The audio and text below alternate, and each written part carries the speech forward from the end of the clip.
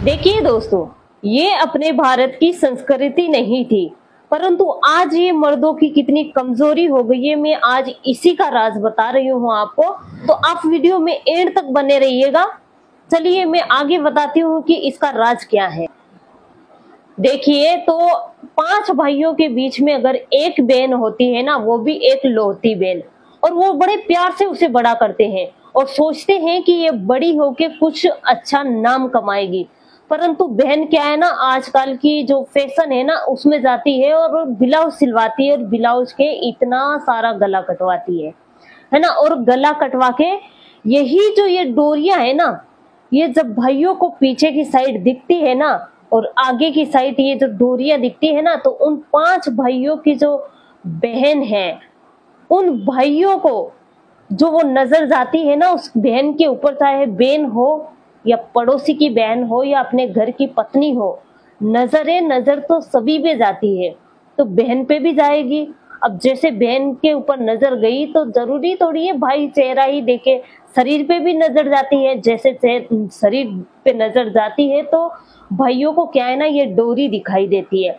अब ये डोरी देख के वो भाई क्या है ना, नीची सी गर्दन करते हैं, सोचते हैं कि ये क्या फैशन है। वो कहना तो बहुत कुछ चाहते हैं, ये कहना चाहते हैं कि ऐसा नहीं करना चाहिए, परंतु वो नहीं कह पाते हैं।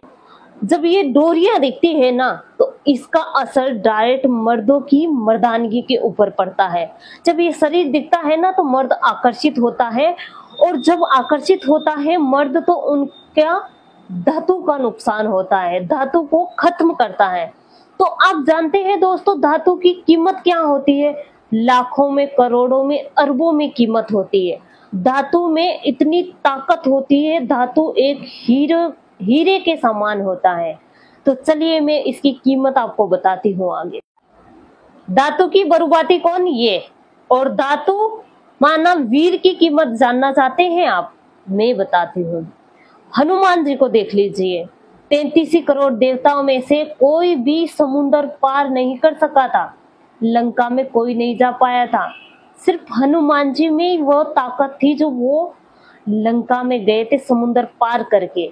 उन्होंने धातु को नष्ट नहीं किया था, इसीलिए उनमें इतनी ताकत है।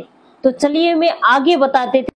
श्रीमान प्रधानमंत्री नरेंद्र मोदी जी को देख लीजिए, उन्होंने उनके धातु को नष्ट नहीं किया। योगी जी को देख लीजिए, उन्होंने उनके धातु को नष्ट नहीं किया।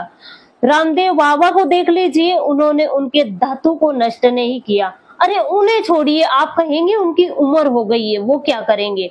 तो आप राहुल गांधी जी को देख लीजिए, अरे वो तो नौजवान लड़के हैं, उन्हें तो चाहे ऐसी मिल सकती है लड़की, वो चाहे ऐसी से शादी कर सकते हैं, उनको धातु को नष्ट कर सकते हैं, परंतु उन्होंने नहीं किया ऐसा। अरे उन्हें छोड़िए, आप सलमान खान को देख लीजिए, वो तो एक स्टार है, उन्हें तो चाहे ऐसी एक्टरनी मिल सकती है, परंतु उन्होंने उनके धातु को नष्ट नहीं किया, क्योंकि उन्होंने वो बड़े बड़े ग्रंथ पढ़े हैं, बड़ी बड़ी पुस्तकें पढ़ी हैं, ताकि उनमें उन्होंने ये सीखा है कि जितना अपन अपने धातु को बचाएंगे उतनी ही अपनों में प्योरिटी रहेगी। जितनी कहते हैं ना कि जितना इंसान पवित्रता को धारण करता है ना, उसी का नाम चलता है, नाम हर किसी का नहीं चलता है। जितनी पवित्रता में प्योरिटी आएगी उतना ही आप आगे बढ़ सकते हैं। परंतु आपने देखा होगा कहीं जगह कि चाहे कितनी ही ऊंची पोस्ट पे होगा, अगर उसका चरित्र ऐसा ही होता है तो वो एक पल में नीचे गिर जाता है। देखिए दोस्तों, इसलिए मैं कहना चाहती हूँ कि धातु औरत को भी कमजोर करता है तो मर्द को भी कमजोर करता है। अगर आपको इसका एग्जाम्पल देखना है तो महाराणा प्रताप को देख लीजिए। जब महाराणा प्रताप को जन्म दिया था उनके माता पिता ने, तो पहले पुत्र को जन्म दिया था महाराणा प्रताप को, तो कितनी प्योरिटी थी महाराणा प्रताप में।